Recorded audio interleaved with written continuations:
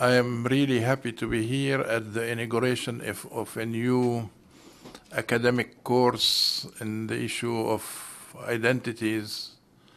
And I think it's not only our problems in the Middle East, and especially the Israeli-Palestinian conflict, that's part of national issues, but even here in Spain, which is a country that has made a lot of progress in the last 20 years, you still have problems that even here in Catalonia, people want more autonomy, or even some people say have national feelings that Catalonia should become an independent country. And I know that of the ongoing problems that go into the Basque region, where the Basque also feel they want to have the same issue. Even in Canada, there are also secessionist movements like Quebec for the Quebecois, and so problems abound all over the world. However, probably the longest conflict in modern history at the moment is the Israeli-Palestinian one. And here we have two national movements and we have one homeland. We Palestinians call it Palestine, the Jewish people call it Eretz Israel. And we have been at conflict of how to settle our problem. And here, even until now, the politicians have not arrived to a political solution. Shlomo Ben Ami said very clearly that the process started to become reconcilable when Yasser Arafat in 1988 in Algiers, in a meeting of the Palestine National Council, for the first time accepted the principle of partition. And I can tell you that we paid a heavy price, because if you look back into history, when the State of Israel was created as a result of Resolution 181, which is called the Partition Resolution, the United Nations, in a way, wanted to create two states in historical Palestine. A Jewish state, the State of Israel, in 55% of the land, and the State of Palestine in 45% of the land. At that time, the Palestinian people felt that we could not give up our dream of one Palestine. And in a way, even the PLO, which arose as a result of that conflict, believed all throughout up to 1988 that the best solution is a democratic secular state, which understandably the Zionist movement refused because they wanted a state for the Jewish people. And even this problem is cropping up even today. You know, what do we see at the moment happening in the Israeli-Palestinian context? We see an important movement in the first term of President Obama, who is coming and sending his envoy, special envoy, George Mitchell, to the region. And they are talking about the two-state solution. And the present government of Bibi Netanyahu is not ready to accept the principle. And here, this is where we would have to see that I think because of the many wars that took place and the PLO leadership, and I am very grateful for Shlomo by saying that Yasser Arafat, despite the corruption charges, despite the mismanagement of the Palestinian administration when he came back to Palestine, I think the most important achievement that he did during his lifetime was to convince a great majority of the Palestinian people to accept the principle of partition. And partition on a different level of 1947. Because in 1947, if we accepted that, we would have been a state long time ago with control over 45% of historical land of Israel-Palestine. Today, we are negotiating something much less. We already, in the Oslo agreements, recognize the state of Israel in 78% of the land. And we expected that during an interim period of 5 years, this is the period that was supposed to be the negotiation, the period where negotiation will end through the Oslo process, that at the end of that, we will have Israel recognize us in the remaining 22%. Unfortunately,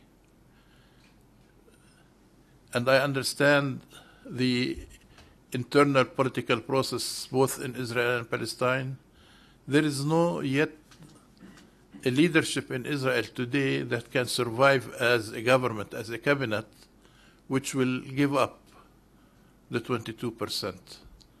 And there was a saying that the only prime minister in Israeli history who lasted 8 years in power was Mr. Shamir.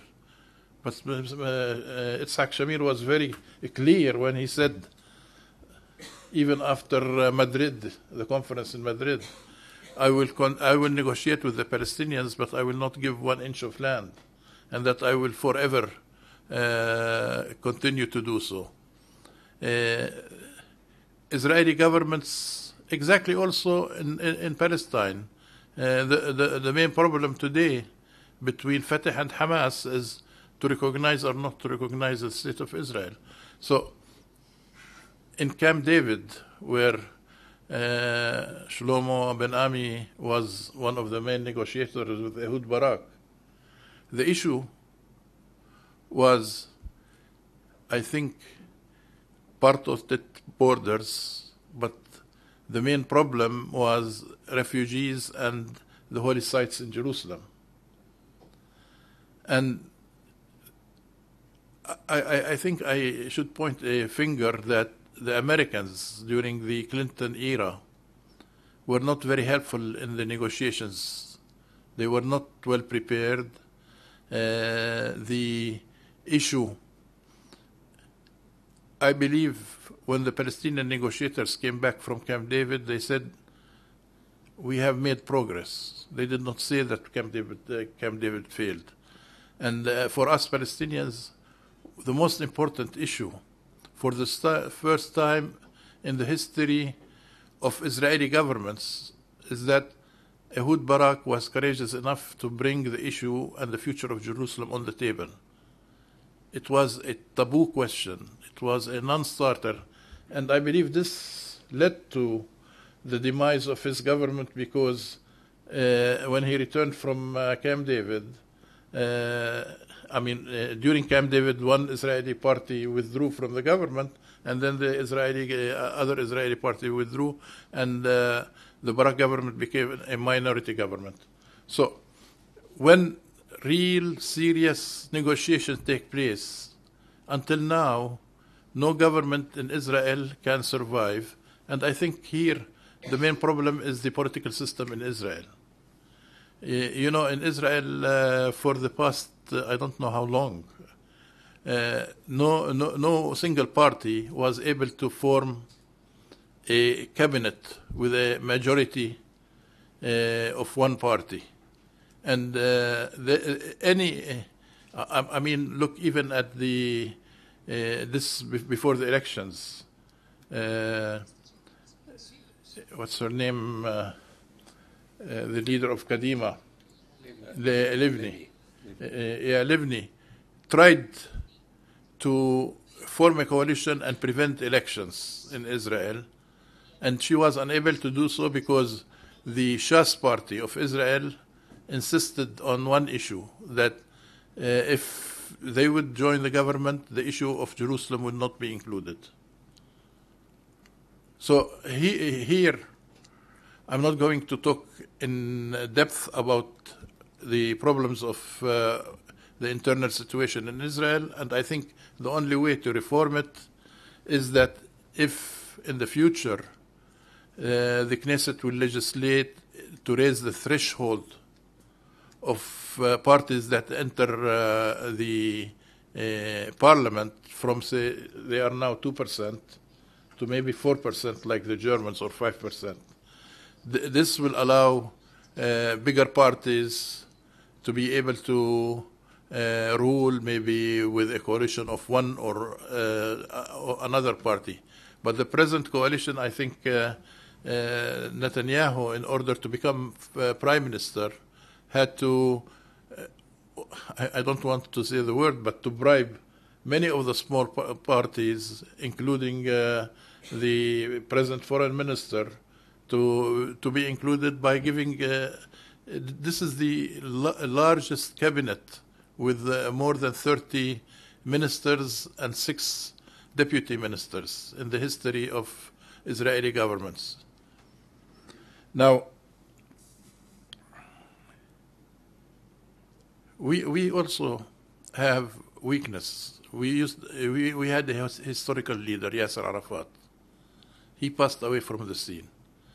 And here one great problem, I mean, I said Ehud Barak did the Israeli scene a favor by bringing the issue of Jerusalem on the negotiating table. But he made the big mistake by accusing Yasser Arafat of being no partner. When he went back home with a minority government, and I think he knew that he is going to lose the coming elections in Israel, he started pointing the finger on the Palestinians that he gave us a very generous offer. And at that time they were talking about 95% of the land. Although from what I know, there were no maps exchanged, and 95%, if there were maps, would have gone to less than 80%. But the issue is that he made the most popular Palestinian leader who could affect things, who could make changes, who can sort of force down the throat of Palestinians a compromise solution, a non-partner. And we had 1 year later, in 2005, we elected Mahmoud Abbas. Mahmoud Abbas, I think, is the most moderate Palestinians we could present to the state of Israel. And unfortunately, at that time, also a strong Israeli charismatic leader came to power, Ariel Sharon. And the world community created the roadmap process, and he was not satisfied with the roadmap process. And he wanted to try to create his own kind of a solution, part of it with the wall and part of it withdrawal from some of the settlements. And he, in a way, continued the issue of no partner. He would not speak to Mahmoud Abbas. Any reasonable political leader, when he wants to negotiate evacuation, especially like the Gaza Strip, he should have talked with his Palestinian partner, because we could have given something in return. Instead, he ostracized Mahmoud Abbas. He even said that this Mahmoud Abbas is a kind of a chicken with no feather. Very, very real derogatory remarks about a Palestinian leader, and influenced the result of the elections in Palestine. Mahmoud Abbas went to election in 2006 with many issues that he could not really change. He inherited corruption from the previous PLO administration. He also inherited that there is a long process. The interim 5 years were extended to 14 years with no political change, with no breakthrough in the negotiations. And more than anything else, he had to fight a Hamas leadership, which for 18 years worked in, social welfare issues, tried to cater to the needs of the people, and who came actually to power saying they want reform and change. Exactly the same slogans that Obama came to power in the United States. And the terrible thing that happened is that, you know, the Western world preached democracy to the Palestinians. And the Palestinians wanted to be democratic. However, when they elected Hamas, especially the United States, Israel, and here I also accuse the European Union, did not accept the result of the elections. And they allowed us to sort of fall in the same trap that happened 20 years earlier in another Arab country. I think all of you can remember what happened in Algeria more than 20 years ago. And the similarities are exactly. In Palestine, we have a liberation movement called PLO. In Algeria, there was a liberation movement called the FLN. And because the people of Algeria wanted change, they wanted reform, they were fed up with the corruption of the FLN, they elected Islamic parties. What happened there? The Western world, led by France, asked the FLN to cancel the result of the elections, cancel the result of democratic elections. What kind of double standards is it? That if in the Arab world a leadership that the Western world doesn't accept is elected, they have to be cancelled? I mean, look what would have happened in Turkey, where an Islamic party is in power. We wanted and actually thought, and this is, I said actually in an interview with the Israeli Jerusalem Post newspaper, that maybe the election of Hamas is a blessing in disguise, because I thought that a process of dialogue will take place and Hamas will follow suit like the PLO. I worked for 20 years in order to change the image of the PLO from being accused by Israel, by the United States, by many Western countries that they are a terroristic organization, into having and accepting and negotiating with the PLO. And the PLO changed. What happened with Hamas is that they were driven into a corner. They were not allowed to rule. The revenues of the state were frozen by Israel, which corrects them. They were unable to pay their civil servants. And more than that, I think the Americans directly and indirectly encouraged some of the Fatah leadership in Gaza to, by force, undermine and eliminate Hamas. And exactly the opposite happened in the Gaza Strip, is that Hamas was better organized and they were able to take control of the Gaza Strip. Even a second chance was given to this issue of creating a national unity government, and the king of Saudi Arabia, King Abdullah, asked both the leadership of Fatah and Hamas to come to Mecca, and there he convinced them that for the image of the Palestinian people, we should in a way control our differences and work together, and for a short period, Fatah and Hamas worked together. Unfortunately, the same position continued to be taken by the international community. The United States and Israel and the European Union refused to deal with the Hamas ministers. We are today trying to repair the damage that resulted from not respecting the result of the elections. Because, yes, we had a mini civil war in Palestine, where Palestinians, especially in the Gaza Strip, shot at each other, killed each other, which never happened before in Palestinian history. So we have also to put our house in order. And I can tell you that in a much shorter period, and I am no Hamas adherent actually, I am an independent Palestinian who most of the time voted in support of Fatah. I believe that as the PLO has changed and in 1988 accepted the principle of a two-state solution, Hamas has said by Mash'al and by Haniyeh that they will accept the principle of a two-state solution. they are not yet ready to openly, directly recognize the state of Israel. Even they have bended a little about sort of respecting previous agreements made between the PLO and the government of Israel. They have not said we accepted, but they said respected. And this shows that Hamas, if engaged, if they are undergoing a dialogue and not to pushed in a corner, can climb down from where they are up in a tree, isolated.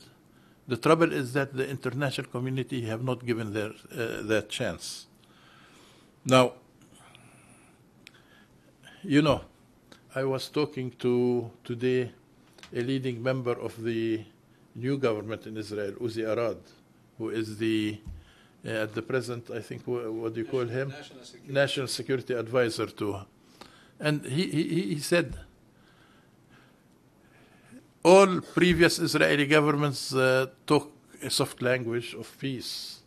But on the ground, what is happening is that expansion of Israeli settlements have taken place at a greater pace, especially under labor governments, than any other Israeli government. And he gave an example that when Netanyahu was the prime minister for this short period of 3 years, settlement policy was at its least. And he even said that under pressure, his boss, Netanyahu, would probably accept the principle of two-state solution. However, right now, when in the last declaration, when George Mitchell was in Jerusalem, Netanyahu said that the first issue, if he wants to negotiate with the Palestinians, is that they should recognize that Israel is the state of the Jewish people. As Palestinians, recognize the state of Israel, and the Israelis can define it any way they want. For the simple reason is that in Israel, 20% of the minority living there are of Palestinian citizens. So if we accept what Netanyahu said, and I would like maybe your advice on this issue, I myself came out with a new coinage by saying we recognize Israel as the state of the Israelis. And in this way, we do not disenfranchise anyone, because Israelis could be Jewish, they could be non-Jewish. So we have now a window of opportunity. And this window of opportunity might last the next 3-4 years. And I think this is the duration of what we expect if the Netanyahu government will sort of survive its full term and the first term of President Obama. There is a change internationally, and I think it's gradual, but it's happening, is that everybody today realizes that the only solution, the only viable solution for our two people is the two-state solution. One state or binational state is not acceptable, I think, not only by the Israelis, but also by the Palestinians, because we want our freedom, our independence, our own state. And the issue here is that in the next 4 years, if the international community does not help us alone, as Shlomo Ben Ami has explained here, the political system in Israel and Palestine will not allow us to move and make the important decisions. The third party that is important, which actually has influence in Israel and Palestine, are the Americans. This new administration has started in the right pace with the possibility that if they continue in that direction, in the next 3-4 years, we could come to an agreement. We also, inside the Palestinian political system, should recover our national unity. I don't think any Israeli government will make peace with Mahmoud Abbas or whoever replaces Mahmoud Abbas, if Gaza continues the same way. So we have to make Hamas also accept the principle of toning down its non-acceptance of the three international principles, which is recognition of Israel, recognition of previous agreements, and not to use violence as a principle. This is possible because I want to stress this fact, is that when Hamas entered the issue of elections and to accept, to contest the elections, as you remember that in the first elections, Hamas boycotted the elections. When they decided to change their position and enter the elections, and the elections, as you know, is part of the Oslo process, which Hamas refuses to recognize. So by entering the process of elections, in a way, they have accepted the Oslo process. They declared a unilateral ceasefire 6 months before the elections and 6 months after the elections. Unfortunately, Israel, the international community, instead of using this period to engage Hamas in a dialogue, they pushed Hamas in a corner. They radicalized Hamas. And we are all suffering what Algeria suffered before. However, with the help of the Arab countries, with the help of the international community, and with the international, actually the local help of Palestinian civil society, there is enough pressure being put on Fatah and Hamas to come to an understanding on a principle of a national unity government that will allow us to conduct elections in January 2010, will allow to have Hamas become part of the PLO, a reformed PLO, where the representation in that body will be according to the results of the coming elections. And hopefully this will also open the way to have a dialogue. The issue is the present Israeli government of Netanyahu with Avigdor Lieberman as the foreign minister have the ability to engage any kind of a national unity Palestinian government into finding a political solution? I think this is the issue, and maybe this is part of our coming discussion.